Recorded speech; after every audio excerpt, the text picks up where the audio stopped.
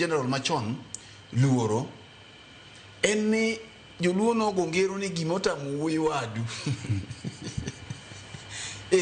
gimotamo wuoyi wadu kineno wendo moro nyodak gi wuoyi wadu e gweng' kanyo tiyudo ka odhi kata wuoyi wadu koro weye odhi mayom to in makoro idwa legori ng'amina tieno to onyango weyi dhi nade onyange mong'e gima nyoni kanyo kata mina tieno bende mong'e kit onyango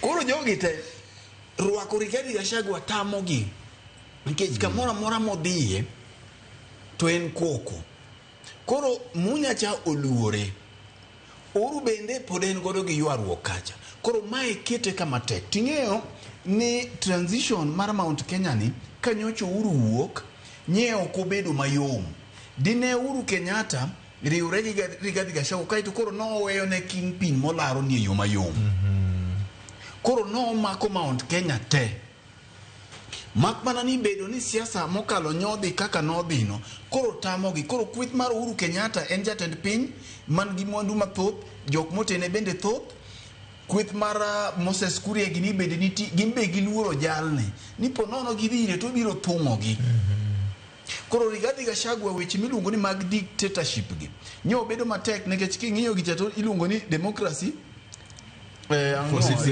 for citizen koro namba motelo mar democracy ni neno ka achiel kuom jok manyocho tenore kode Ngujiri Wambugu nyose kirore gi chien mineno ka embe sani odiro weche ariyo adek e mbui koro jogi oluoro kit Rigathi Gachagua nikech en miyo malelo koro miyo ng'ama dwa kele e ode bedo matek nikech kata pok ikele to osegolo lende oko ineno koro jogi te oluor ni an madhi omeni ok obiro goya odni dhi chalo nade mak mana ni gimotemo mondo mi otem matek niya ing'e ni e yiero madhi nyime ni mana kaka Jay wacho ni nodhiye ka ne onge wajumbe kendo sama ni nyise to wacho ni William Ruto e chunya an adhi kaka dhino koro sani impeachment mare cha no miyo land lesson nikech kionge wajumbe od bura tichalo mana gi jagweng' ma ok kata MCA oloyi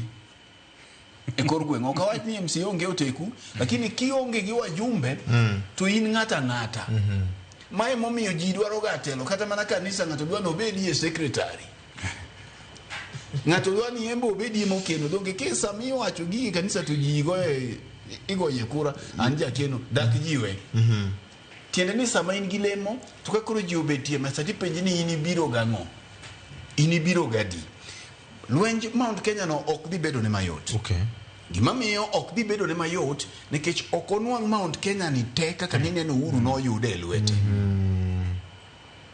koro bedo ni ok oyude te ni en bende ogo lweny within ki compare gi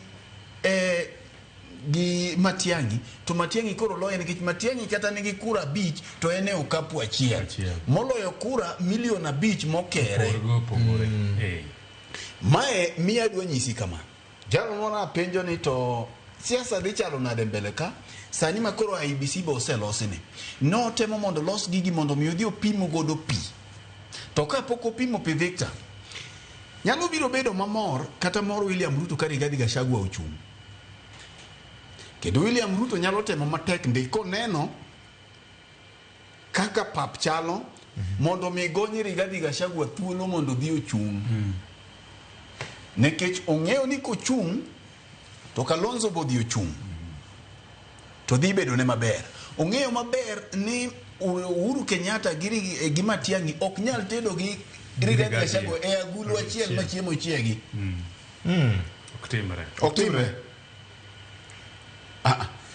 ok timre koro samo chung' to nitiere jok man bang'e dhi pogo ne William Ruto mbulu koro dhi miye tich mayot koro emomiyo nyalo nyiso doho ni gonyuru bwana ni obi koro Rigathi Gachagua kaluwore gi kito siasa mogoyo nikech sani king'iyo gik manyo dhi e mbui ineno ka yani obila moko ter kiadwa make ang'o kod ibi make yot ne William Ruto mondo yud Rigathi Gachagua nikech dhoge ng'eny lewe ni oko koro sama lewe ni oko ni to gidhi rakore kode to samoro rakore kode cha ng'ama wuoyo kuom Kalonzo onge Koro Kalonzo omo ni mondo kal dire kako jakalo to baro mbulu chodhigo. Ineno. Koro dhi bedo mamit ne William Ruto mondo Rigathi Gachagua otimang'o nyinge obed ang'o e ballot nikech ong'e ni kobede ballot to kweth mar Uhuru cha ok ohere. Kobede ballot kweth mar Munya cha dhi dwaro ni gibed gi wajumbe gi ma mek gi. Koro tugo matugore kaeni en tugo ma jogi ong'iyo godo nikech Rigathi Gachagua ok en ng'at manyalo riwo wi oganda. Mae momineno kaka ncha dine o en ng'at manyalo riwo wi oganda wang' achiel no dhi bedo gi tich mayot. Kech kata Mount Kenya miwinjo yuago Murima ni be otame keto wang' adi? Wang' achiel. Otame keto wang' achiel. Koro en kama tek. VOJ. Yes. Ki bedo gi nafas ka ki bedo ga godo mar loso gi jotelo. Penjie jotelo gi mano dhi nene Rigathi Gachagua ndalo manene kom.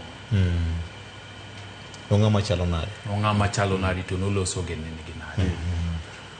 E kweth masani ne no koro donje nigi no position ne. Penje jogo ni tok tent to gi wachange wi Rigathi. Gibro koni ni gin Rigathi ni gidwara nikech chale ka gima en gi mbi Mount Kenya. Ma koriwo gi lwedo to ginyalo yudo kura makuro. To ko bendo Ramo no chung to jogi tegore kode. Nikech tije tek. Onge mar Kalonzo Musyoka e nyasi ne cha. Ben gima nyaka ng'ian na matut. Ne wapenjo to giwacho ni ma ene na unveiling mar jofwambo. Tije tek. To ni kore ka launch kore ka biro. Koro we wane ka launch no jogi bro beti. Rebranding mar party mar Martha Karua PLP ni. Huka hu masani koro ni kweth achiel e mabul mar opposition nyocha nitie. Morara Kibaso.